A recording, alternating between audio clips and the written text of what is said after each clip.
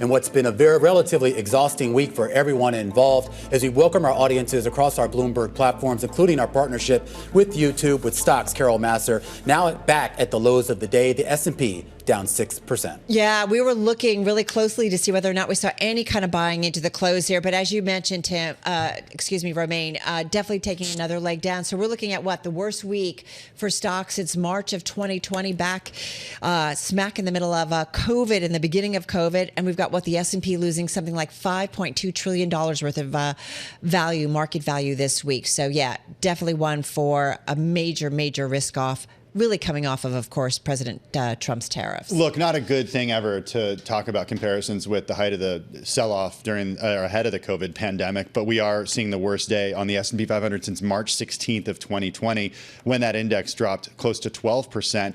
But we've given up our gains on the S&P 500 for going back almost a year. It's right now trading at a level that was last seen back in May of 2024.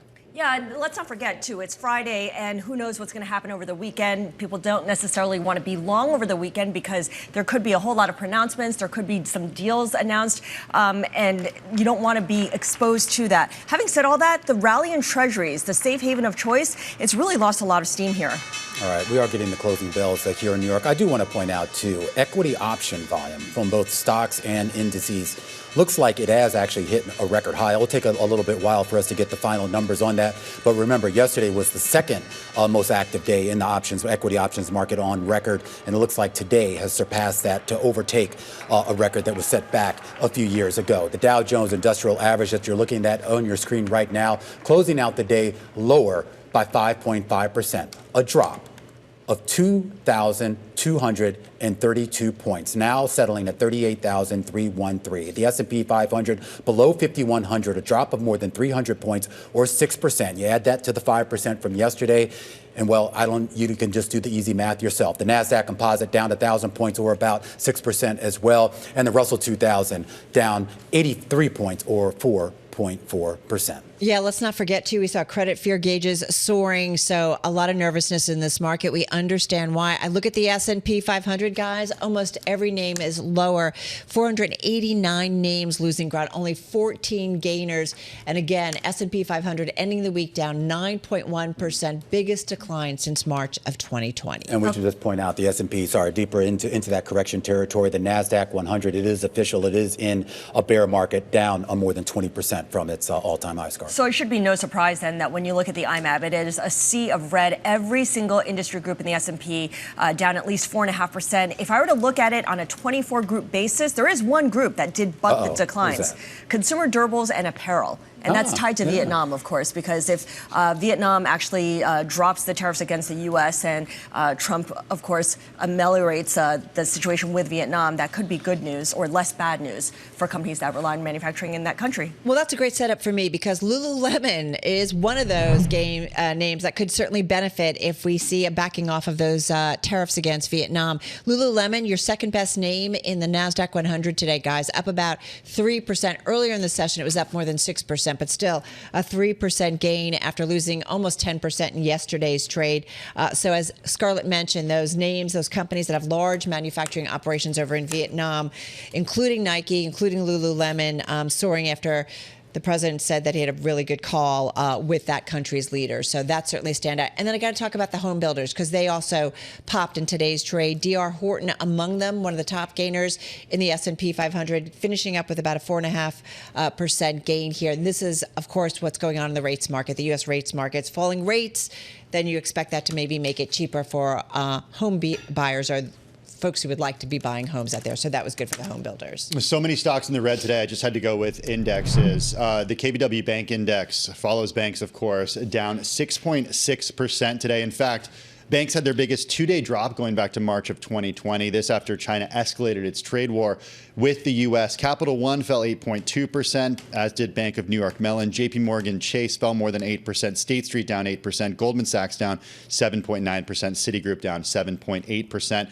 Jason Goldberg over at Barclays reminded everyone that even though banks don't have direct exposure at the same level that other industries do to a global trade war, they have exposure to the industries that are affected by this. Of course, concerns about the economy, interest rate levels as well, also weighing on banks. Yeah. Well, we should point out, too, though, there is some direct exposure exposure there when it comes to capital markets activity, Yes. Tim. You saw the IPOs that were put on pause today.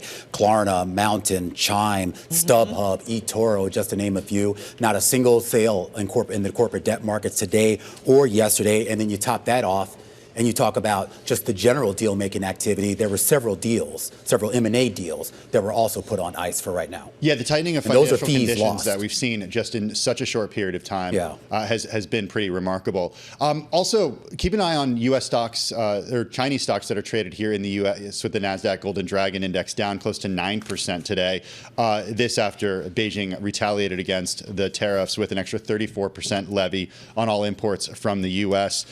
Shares of the Golden Dragon Index falling by close to 9% today. Still, analysts said that retaliation came sooner and stronger than expected, and it raises concerns about an escalating trade war, even at this point. All right, let's go to the bond market, guys. Where do you go when you need safety? The bond market. But even the moves, I feel, were somewhat tame in relation to the massive sell-off that we saw within the stock market. So you got the 2-year down by about 3 basis points. You got the 10-year down by about the same. But on a weekly basis, you're just looking at 13 basis points lower for the 2-year and about 10 basis points lower for the 10-year. So it's still like a moderation of buying that we saw. Nonetheless, the 10-year around 4, dipping below 4% at one point, definitely significant. Can I honorable mention commodities for a sec? Please. Because we Sure. had a huge sell-off in the commodity market, particularly when it comes to crude. I mean, down a whopping like 6% in a day. 5 days, oil in the U.S. is down a full 10 percentage points. It's kind of interesting, too. I mean, I was keeping an eye on flows, and some of this, of course, only really goes through Thursday. But we talk about record inflows this week into gold ETFs.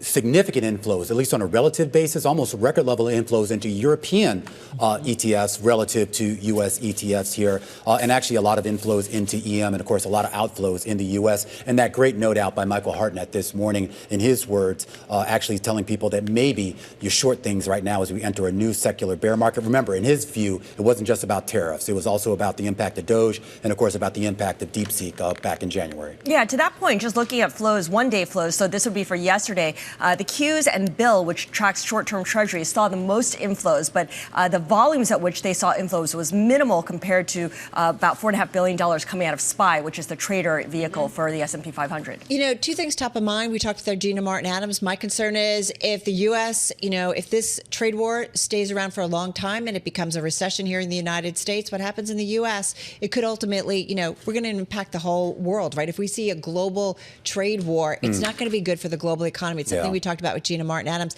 The other thing is everybody says the caveat, what if President Trump changes his mind next week, in a month, or what have you? How long these tariffs last really determine what happens from here. Well, walking it forward, though, too, have we seen capitulation, guys? When we talk about how many decliners are there versus advancing stocks within the S&P, and then that pickup in cross-asset volatility and the pickup in the VIX, are we finally clearing some positioning out, which would stabilize the equity market? I don't know. I mean, we spoke to some folks earlier in the session today, early in our program, who said 4450 is what he expects on the S&P 500. So he sees further room to move lower. All I can tell you is I'm ready for my pizza and wine, everybody. All It is right, that Friday. is a wrap. Have a good Buying? weekend. I don't know. Have you looked at your 401? I've looked at my 401k. I will say, I'm a little interesting day nervous. for Scarlet to come back from vacation. All right, guys, have a good and safe weekend. Be sure to check out the surveillance special on Sunday. All right, that's a wrap. Our cross-platform radio, TV, YouTube, Bloomberg Originals. We will see you again, same time, same place on Monday.